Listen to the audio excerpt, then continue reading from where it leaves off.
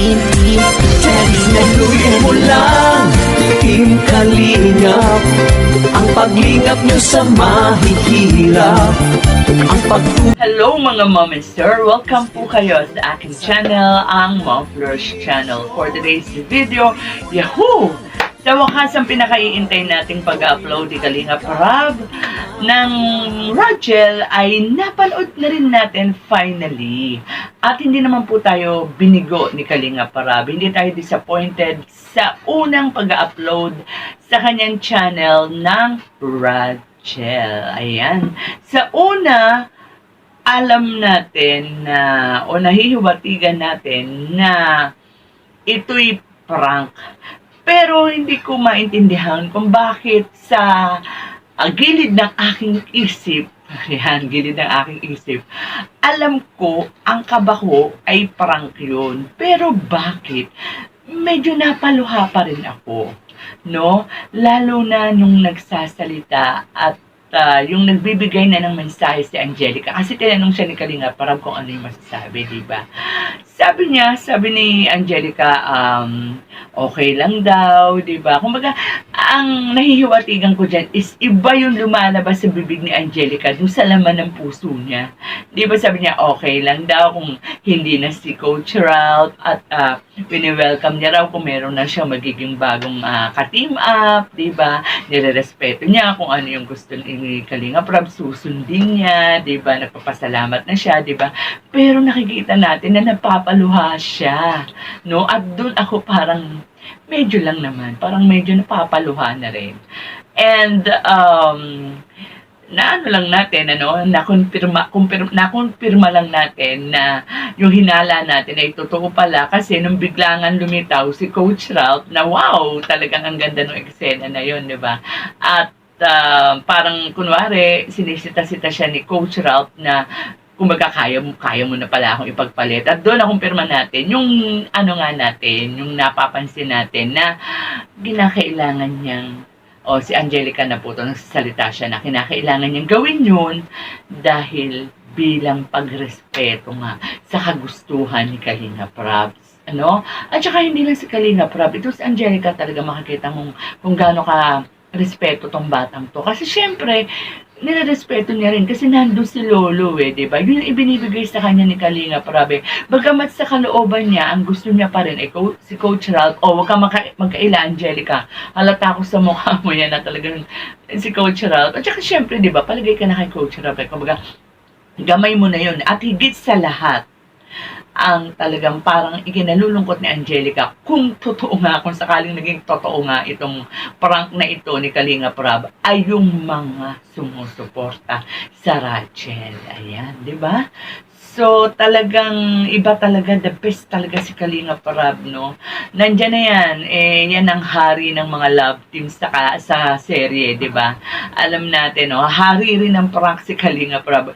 Prank na epektibo, effective kasi may mga nagpa-prank, ginagaya yung style ni Kalinga Prab na medyo kulang, hindi kagaya nitong kay Kalinga Prab, talagang timing, kitang-kita natin na talagang nandyan lahat ng emosyon, kikiligin ka, malulungkot ka, magugulat ka, matutuwa ka, matatawa ka, at kumbaga sa pasadong-pasado, kuhang-kuha ni Kalinga Prab ang ngiti, no, ng mga viewers.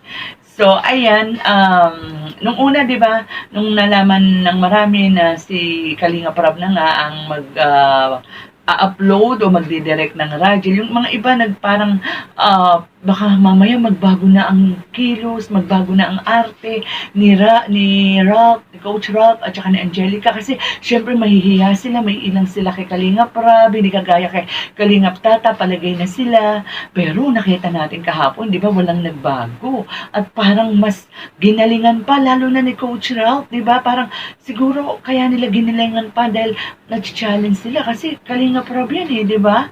Tingnan niyo yung mga galawan at saka yung mga bitaw ng salita ni Coach Ralph ngayon, talagang mas, no?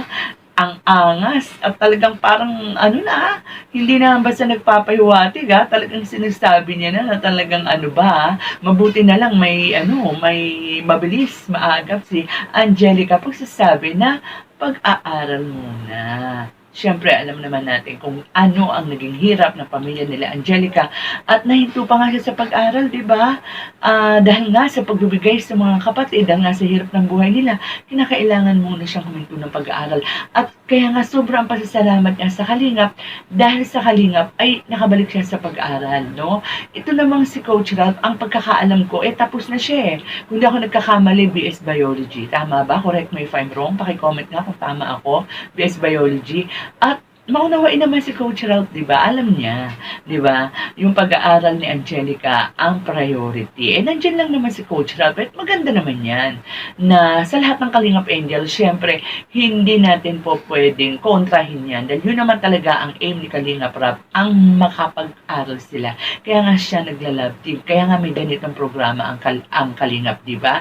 Dahil tinutulungan nilang makapagtapos ng pag-aaral, maabot ang pangarap ng mga batang ito, ng mga kabataang ito, ng mga mahihirap pero deserving makapagtapos ng pag-aaral. So, hindi naiiba dyan si Angelica, no? So, ayan na. Balik tayo doon sa naging prank ni Kalingap Ralph. Ako, kaya ako nagdadalawang isip, dahil na rin kay Lolo. Kasi, di ba, si Lolo talaga yung pinili ni Rabe. Ang galing talaga ni Rab, genius siya.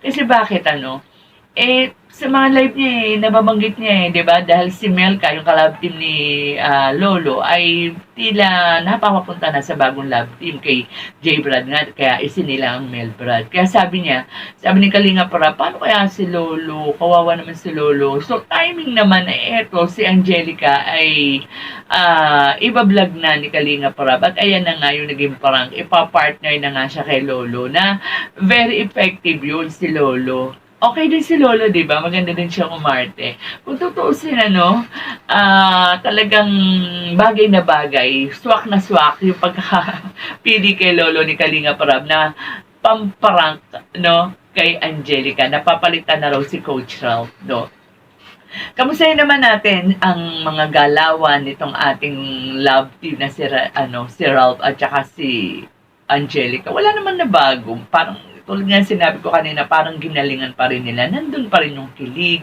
nandun pa rin yung asara, nandun pa rin yung tawa natin, di ba? At saka si Kalingap Tata, di ba? Gusto kong tanongin dyan at gusto kong liwanagin dyan. Yung bang pag-iyak ni Kalingap Tata, totoo ba yun na wala siyang alam din? Na ang alam niya ay ititigil na ang Rachel? O parang na-orient na siya ni Kalinga Prab na ipaprank nila si Angelica. Kasi kung halimbawang hindi niya alam yon na set up lang yon talagang dalawa pala silang na-prank, si Angelica at si yung manager, si Kalingap Tata. Kasi di ba yan yung founder ng Rachel di ba?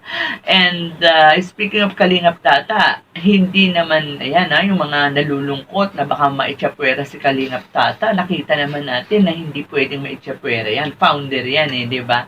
And please, ngayong wala na ang Rachel kay Kalingap Tata, na alam natin na yan ang isa sa kumbaga pinagkukunan ni Kalingap Tata ng kanyang pang ayuda. Kaya nananawagan tayo doon sa mga Rachel supporters na huwag natin pabayaan ang channel ni Kalingap Tata. Patuloy tayong manood dyan, di ba? So, ayan, paki-supportahan din po. Shout out po pala doon sa mga kasamahan natin sa Rachel Hong Kong team supporters. So, ayan po, ako para sa akin po, pasadong-pasado at saka talagang napakagaling, napakahusay at talagang wala na, kompleto si Ricardo's nandyan na. Kaya parang kumbaga kabang-abang talaga ang mga upload pa na darating ni Kalinga Prab sa Rachel. At bilang unang pag-upload ni Kalinga Prab sa Rachel, ang lakas napatunayan ng Rachel ang lakas nila. Kasi bago ako nag-video, chinek natin ang views ay nasa 274 na, one day pa lang, di ba? At pihadong pa yan, tataas pa yan. Kaya masasabi natin na hindi basta-basta, ang suporta ng Radial. So patuloy lang po natin, no, panoorin lahat po ng love teams, lahat po ng ina-upload ng mga kalingap, lalong-lalo na po kay Kuya Val at Edna Vlogs, at syempre Kalingap Rab. Lahat po ng Kalingap partners, no? At lalong-lalo po yung totoo talagang lumilingap sa mga kababayan nating mahirap. So, yan po, ano, hanggang dito na lang po muna ang ating kwentuhan. Sana po kung di pa po kayo nakaka-subscribe sa ating munting channel, pakisubscribe naman po at pakilike naman po kung naibigan ninyo ang ating munting kwentuhan mula sa ating munting channel. So, ingat po tayong lahat and God bless. Sa lahat ng henerasyon, ituloy mo lang, Kuya Val.